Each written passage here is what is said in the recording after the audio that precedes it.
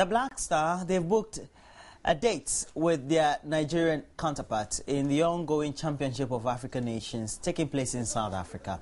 Well, that very semi-final match is billed to be a test case for the local Black Stars who, according to football pundits, have not shown too much of themselves as far as what they need to do on the pitch. But a lot more people are optimistic, and Mama V has been speaking to football pundits as well as normal, ordinary football supporters about what they think about the Black Stars' performance so far in the tournament and their luck against the Nigerians.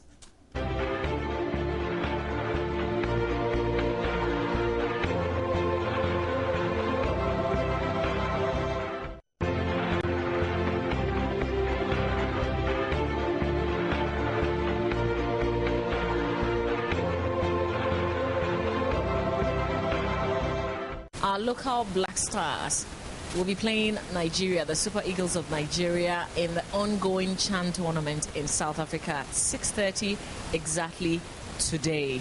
And we want to look at how that game would likely go, whether we stand a chance of winning the game at all.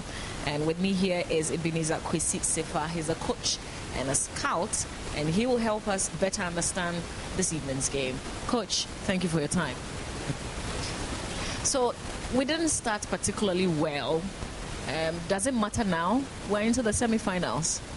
Well, thank you once again. And I think it matters, and at the same time it doesn't matter.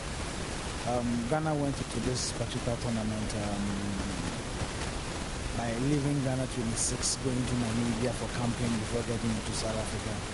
And play our first game against Congo Brazzaville. We all saw what the team did in the first 45 minutes, and the second half wasn't anything to write home about. And it has been an improvement.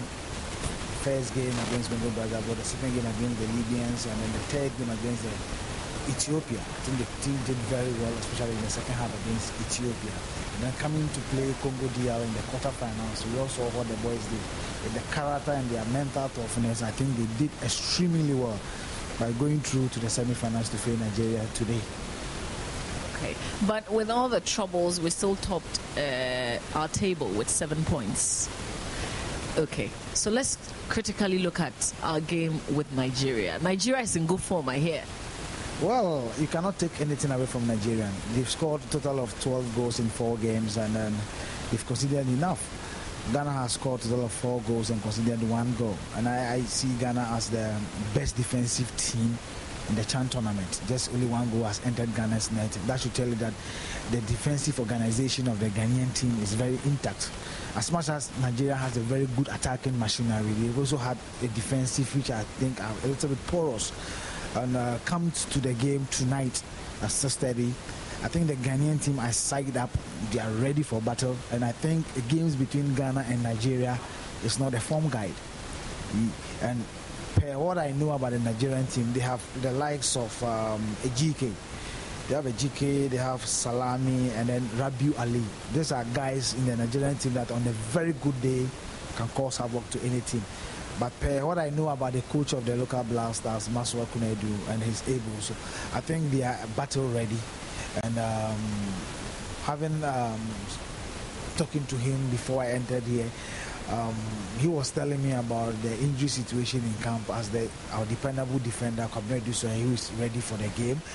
We have the likes of Michael Ekufu, who also had injury against the DR Congo team. He's also ready for the game. And the players are saying that they even want the match to come earlier than the 6:30. Really? Ready for the game. And remember also that Nigeria is giving a lot of money to the players. They are pocketing a lot. They are getting a lot in terms of bonuses. What are we giving to our players? There's one thing that we are also not talking about. These boys knows that whenever they do well at this particular stage, any of them can get a call up to the Black Stars senior proper to Brazil.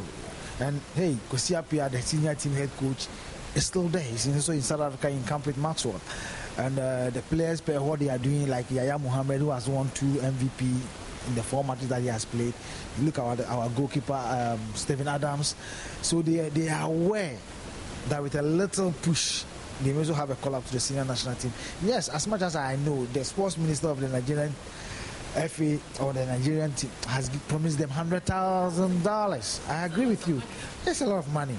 Well, our boys are there to make names for themselves, to play for Mother Ghana, and the motivation is that when you do well, you'll be able to, you get a call up to the senior national team, and that is what is motivating this boy to go all out today to beat Nigeria. And it's interesting you bring the senior national team, because some of these guys would also possibly go to Brazil in 2014. How many of them are you expecting? Because they're doing so well now. Well, as I mentioned, Yaya Mohammed, and I think the likes of Godfred Saka, Kobren Dusay, and then, of course, the goalkeeper, Steven Adams. If they should add a little to their play, push a little to their play, I won't be surprised if Coach Kwesi Appiah invites them to the senior national team itself. It's interesting you mentioned our goalkeeper. What's happening to Fatah Udauda? I think Fatah Udauda is having problems with his club, Orlando Pirates. Ever since he's went there, he has not had the opportunity to be in goal post for them. I think he's doing well. We just need to encourage him, and we encourage him anytime he comes to the national team. And mind you, we should also understand the philosophy of the goalkeeper's trainer, Nasamu. And when you look at Ike Casillas of the Spanish national team, he's the captain. But at his club at Real Madrid, he's not the #1 goalkeeper today. So I think Kwarase will be giving Fatah Udauda a lot of chase for his money. I think he's pushing him. Kwarase is the captain of his club. He's won the league. And I think he's also doing well. And when Ghana went to the African Cup of Nations in the Equatorial Guinea, Gabon, Ghanaians saw what Kwarase did in goal post. When Fatah came to South Africa, we all saw what he also did. And I think that the goalkeepers are doing very well. We should just give them the opportunity and just encourage them. And I think they will do better. So are we saying that in terms of motivation, the fact that we're going to Brazil 2014 is enough motivation for these boys? I mean, they need money, don't they? No, I'm sure the FA and the government will have something for them. And something that I think I don't have a privy to. Yeah, but shouldn't they be telling us, especially when we've qualified into the semi-finals and we are meeting Nigeria? That's big. Yeah, it's very big. You know what I'm saying? That the FA president was here yesterday, and I'm sure he'll be going back to South Africa, Bloemfontein today. And I'm sure he'll be going there for something. And I'm told the sports minister also will be there today. So let's wait till maybe he gets there, and whatever he has for them, I think he's going to tell them. But per what I said, the boys too are motivated themselves. Look, when I do well, I'll be able to also be joining the Michael Asians. There's some work. Is that real, though? I mean, it's interesting. We're saying that when they do well, they will be called up. But are they going to be called to just sit on the bench and be part of the numbers, or will we see them in the field of play? It's on what Coach Kwesi Appiah has. And I think that he knows what he's doing for the Ghanaian team. And I think calling a player into the senior national itself, he knows why he calls such a player. He can call Yaya Mohammed, and Yaya Mohammed can go and get a starting lineup. He can go, he can also sit on the bench. It's a matter of he getting the call up, and then let's see what he does with the players. What do you personally think about the fact that when we're talking international football, we like to bring all these international guys, people who are playing in all these countries, big team names, and we don't use a lot of our own local players? Well, I think it's something that I think the head coach has also thought of it. And I believe we used to have players like the Rashid Smaila, who used to play for Kumasi Asante Kotoko, Mahatma Utu of Accra Suffolk, Yakubu Mohammed of Ashgo. They were all part of this squad whilst they were playing for their various clubs here before they left for Europe. They were part of the senior national team. So the door has not been closed on any player who plays for the local teams here. There's still opportunity for players to make it to the senior national team. Okay. What sort of support should we give to our boys later this evening? Well, as a Ghanaian, I would say Ghanaians need to pray for Ghana. We pray for luck. And I think in football there's luck. You work for it. And I believe these boys are ready to do extra to beat Nigeria tonight. So all what I think the Ghanaians need to do for this team is to pray for them so that they have injury free and go into this particular game and also get a luck. What are you predicting? Scoreline? Well, normally I don't predict scoreline, but what I know is that Ghana is going to beat Nigeria. We going to stretch it into extra time, something of the sort? I don't think so, but if it does happen, yes, Ghana is going to go through. You know, usually my fear is when it gets into penalties. And I don't think we're very lucky with that kind of thing. Well, with this part that we have, I think the last 2 games that Ghana played, I think during their training sessions, Coach Maswa Kunodu was practicing penalty shootouts. Anything can happen in football. We have the likes of Kabrin Eduse, Michael Ekufu, who does very well in penalties with Tijani Joshua, and even the goalkeeper Stephen Adams. So I don't think there's any problem. But for me, I know the game will not travel to the penalty shootout. I'm looking at the Nigeria's last game and the fact that they were down, I think 3-0, and they came back that strongly. That actually makes me fear. Because it means that even should they be down, anything is possible because they are so motivated. So, Ghana is the strongest defense that we have in this particular tournament.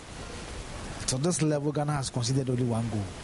And per what I know about the Ghanaian team, does it matter? I mean, at the end of the day, is who has won. It does. Nigeria was playing Morocco. First 45 minutes, Morocco was up by 3-0. And in the second half, the Moroccan coach decided to change his game plan. Came back to defend, and Nigeria pushed and had 2 goals in 7 minutes. So there was a lot of pressure on the Moroccans. So what does it tell us? It means that we shouldn't defend? It's not about defending. It's about how you play. It's how you go into the game. As I said, the coach that I know of, Maswa Kunodu, if he doesn't beat you, you don't beat him. Okay. Coach Eben, thank you so much for your time. And